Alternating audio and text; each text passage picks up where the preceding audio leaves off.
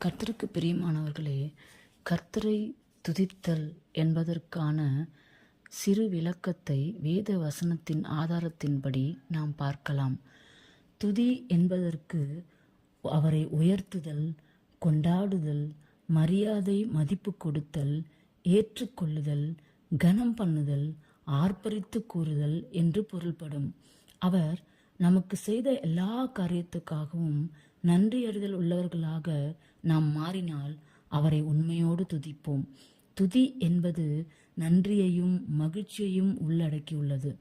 நம் கஷ்டத்திற்காகவும் வியாதி நிலைமைக்காகவும் தேவைகளுக்காகவும் நாம் துதித்தால் அந்த நிலைமையை அவர் நமக்காக வைத்த திட்டத்தின் ஒரு பகுதி என ஏற்றுக்கொள்கிறோம் என்று பொருளாகும்.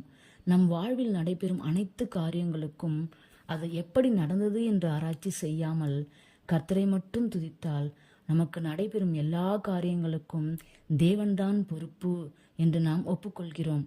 1 தெசலோனிக்கேயர் 5ஆம் அதிகாரம் 16-18 வசனங்களில் எப்பொழுதும் சந்தோஷமாயிருங்கள், இடைவிடாமல் ஜெபம் பண்ணுங்கள், எல்லாவற்றிலையும் ஸ்தோத்திரம் செய்யுங்கள், அப்படி செய்வதே கிறிஸ்து இயேசுவுக்குள் உங்களை குறித்து தேவனுடைய சித்தமாயிருக்கிறது. மேற்கண்ட இந்த வசனத்தின்படி எல்லா சூழ்நிலைக்காகவும் தேவனுக்கு மகிழ்ச்சியுடன் நன்றி செலுத்த நாம் கடமைப்பட்டிருக்கிறோம். அவ்வாறு நாம் துதிக்கும் போது நாம் விசுவாசத்தில் பலனடைவோம்.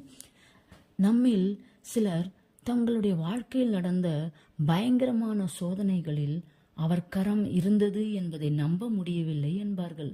இந்த ஒரு தடை அவருக்குள் நமக்கு இருக்கும் உறவை தடை செய்கிறது. நமது அறிவு குறைவுள்ளது. இந்த அறிவை குறைத்த ஆண்டவரின் உன்னத திட்டத்தோடு சரியாக அவர் வழியில் பயன்படுத்தும் போது தடையாக இராமல் நம் விசுவாசத்திற்கு ஒரு உதவியாக அமையும். நம் பிரச்சனைகளை பற்றி யோசிக்காமல் யோபுவை போல அவர் என்னை கொன்று போட்டாலும் அவர் மேல் நம்பிக்கையாயிருப்பேன், அவரை துதிப்பேன் என்று சொல்ல வேண்டும். நம் விருப்பப்படி அவரை நடத்த முயற்சிப்பது துதி அல்ல. அப்படி துதிப்பவர்களை ஆண்டவர் தண்டியாமல் நேசிக்கிறார் என்று அறியும் அறிவும் நமக்கு வேண்டும். எதற்காக சில காரியங்களை அனுமதிக்கிறார் என்று நாம் புரிந்து கொள்ள முடியாது. ஆனால் அவர் நம்மை நேசிக்கிறார், நமக்காக திட்டம் வைத்திருக்கிறார் என்று புரிந்து கொண்டு அவரை துதிக்க வேண்டும். நம் துதிக்கு இதுதான் அடிப்படை.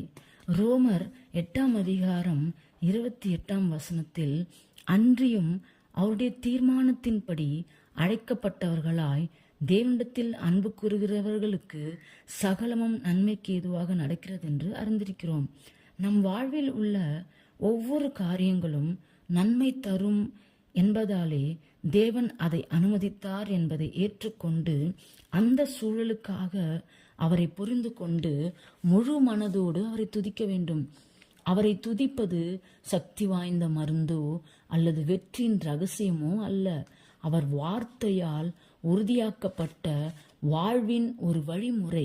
நம் சூழ்நிலைகள் எப்படி மாற வேண்டும் என்று நமக்குள்ளே நாம் திட்டம் திட்டிக் கொண்டு அவரை துதிப்பது நம் சூழ்நிலையை நிச்சயமாக மாற்றாது.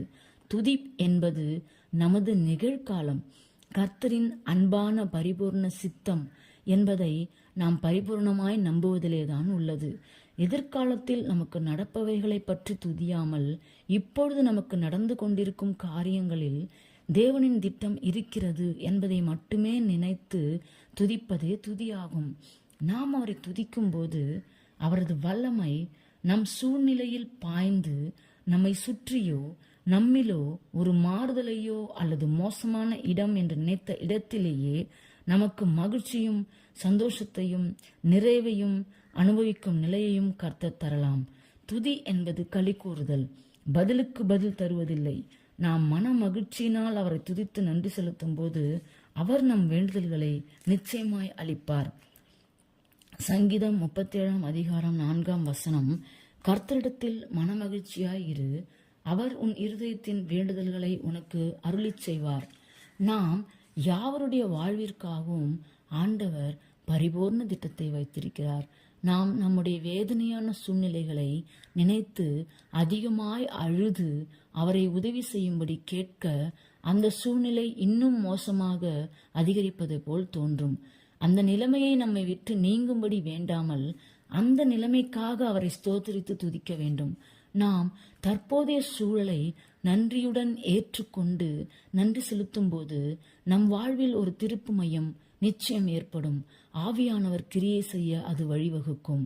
ஆண்டவரின் திட்டம் அடுத்த நிலைக்கு நம்மை கொண்டு செல்ல வேண்டுமானால் இப்போதுள்ள சூழ்நிலையை அவருடைய திட்டத்தின் ஒரு பகுதி என நாம் ஏற்றுக்கொண்டால் மட்டுமே நிகழும். திட்டத்தின் இரண்டாவது படி நம் அசைவல்ல, கர்த்தரின் அசைவு, கிரியை. நம் சூழலை குறை சொல்லாமல் புன்னகைத்து அவரை துதிக்க வேண்டும். நாம் துதிக்கும் வார்த்தையில் மட்டும் வல்லமை இல்லை, நாம் துதிக்கும் அணுகுமுறையிலும் வல்லமை இல்லை. அனைத்து வல்லமையும் ஆண்டவரிடத்திலிருந்து தான் வருகிறது. நம் ஜபத்தினால் தான் மாறுதல் ஏற்பட்டது என்று தவறாக நாம் நினைக்கக்கூடாது. கர்த்தர் தான் இந்த காரியங்களை நம் வாழ்வில் கொண்டு வந்தார் என்று உண்மையாக ஏற்றுக்கொண்டு அவரை மகிழ்ச்சியோடு துதிக்கும் போது நம் சூழ்நிலையில் இயற்கைக்கும் அப்பாற்பட்ட தெய்வீக வல்லமை கட்டவிழ்க்கப்பட்டு மாறுதல்களை கொண்டு வருவார். ஜெபம் அவருடைய வல்லமை நம் வாழ்வில் நுழைவதற்கான வாசலாகும். துதித்து மகிழ்ச்சியுடன் ஜெபிப்பது அதிக வல்லமையான ஜெபமாகும். சங்கீதம் 22:8 இஸ்ரவேலின் துதிகளுக்குள் வாசமாயிருக்கிற தேவரீரே பரிசுத்தர். இந்த தேவ வசனத்தின்படி நாம் துதிக்கும் போது அவருடைய வல்லமையும் பிரசன்னமும் நம் அருகிலேயே வாசம் பண்ணும். நம் துதிகளில் அவர் தங்குகிறார், வாழ்கிறார். அவரை துதிக்கும் போது நம்மை பயன்படுத்தும் சூழ்நிலைகளை விட்டு அவருடைய முகத்தை மட்டுமே நோக்கி பார்க்க வேண்டும். நம் உதவியற்ற நிலைமையை உணர்ந்து உதவிக்காக ஆண்டவரிடம் திரும்பிய யோசபாத்தை போல் நாம் வாழ வேண்டும். 2 நாளாகமம் 20:15 ஆண்டவர் யோசபாத்திரம், சகல யூதா கோத்திரத்தாரே, எருசலேமின் குடிகளே, ராஜாவாகிய யோசபாத்தே கேளுங்கள். நீங்கள் அந்த ஏராளமான கூட்டத்திற்கு பயப்படாமலும் கலங்காமலும் இருங்கள் என்று கர்த்தர் உங்களுக்கு சொல்லுகிறார்.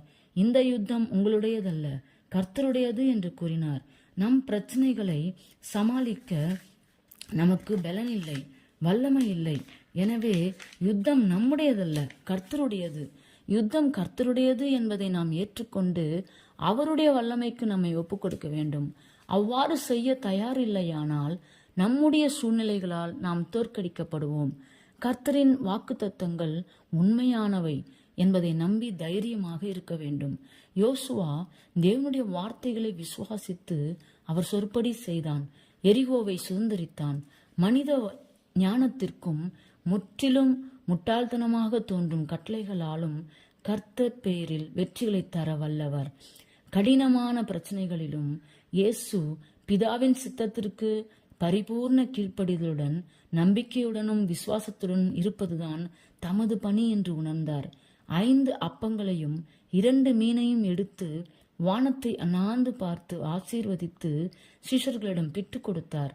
பிதாவின் சித்தப்படியே விசுவாசித்து அற்புதங்களையும் அதிசயங்களையும் செய்தார். மரித்து 4 நாளான லாசரு கல்லறையிலிருந்து உயிரோடே வெளியே வந்தான். நாம் அவரை துதிக்கும்படிதான் இயேசு இந்த உலகத்துக்கு வந்தார் என்று இயேசுவின் வருகை குறித்து ஏசாயா 61:1-3 குறிப்பிட்டுள்ளது.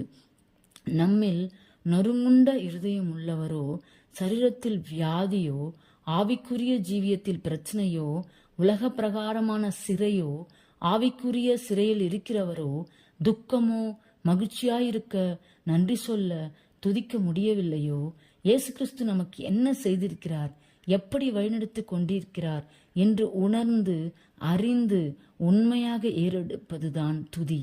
நம் எண்ணங்களில் அவருடைய திட்டங்களை பற்றி சந்தேகப்படாமல் கர்த்தரை முழு இருதயத்தோடு துதிக்கும் போது உன்னத ஆசீர்வாதங்களால் நாம் நிறையப்படுவோம். ஆமேன்.